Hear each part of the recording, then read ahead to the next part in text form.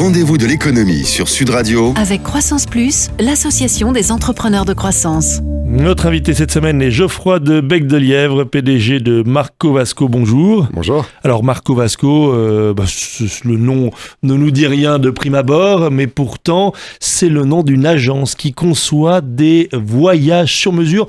Pourquoi Marco Vasco ? C'est un personnage dans l'histoire. C'était les deux prénoms de Marco Polo et Vasco de Gama. Ah oui, je me disais aussi. Il y avait un lien là-dessus. Deux grands explorateurs, et comme on envoie nos clients à l'autre bout du monde. Vous êtes un entrepreneur et vous vous plaignez aujourd'hui du fait que ceux qui vous accompagnent dans cette aventure entrepreneuriale, à qui vous donnez des BSPCE, les bons de souscription pour part de capital d'entreprise, eh bien, se font essorer tous les ans par la fiscalité. Oui, c'est un bon moyen de motiver et puis de faire venir des gens vraiment talentueux. On est content de les motiver au capital parce que ça leur permet de faire partie de l'aventure aussi. Partie de l'aventure. Et c'est vrai qu'au moment de payer l'impôt dessus, il y a toujours une très très mauvaise surprise. Parce qu'en fait, il y a une défiscalité, je pense, qui est la plus lourde pour les détenteurs de BSPCE. Donc généralement, ils perdent un peu plus de la moitié de ce qu'ils pensaient avoir gagné. Et donc, c'est forcément, en effet, un peu punitif. Alors, vous espéreriez que le nouveau gouvernement fasse quoi pour ces BSPCE et puis plus largement pour la fiscalité des startups, des entreprises ? Ouais, je pense que mettre un plafond et un taux de fiscalité capé pour les BSPCE, ce serait très bien.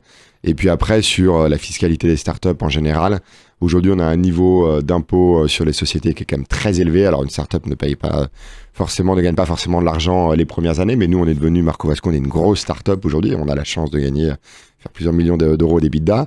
Et je suis toujours également assez scotché de voir le montant payé d'IS. Et c'est très bien d'avoir des aides sur le CICE, on en a eu, c'est quelques centaines de milliers d'euros. Je suis incapable de dire si j'ai créé de l'emploi ou pas avec.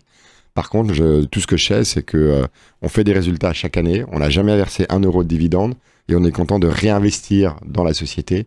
Et aujourd'hui, malgré tout, il y a un peu plus d'un tiers qui passe dans l'impôt sur les sociétés. Vous espérez c'est trop élevé, ça. Ouais, mais bon, en tout cas, Macron a fait des annonces là-dessus, donc...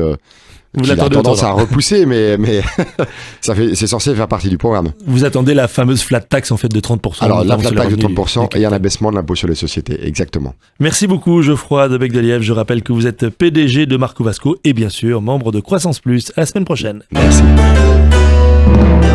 C'était les rendez-vous de l'économie sur Sud Radio avec Croissance Plus, l'association des entrepreneurs de croissance.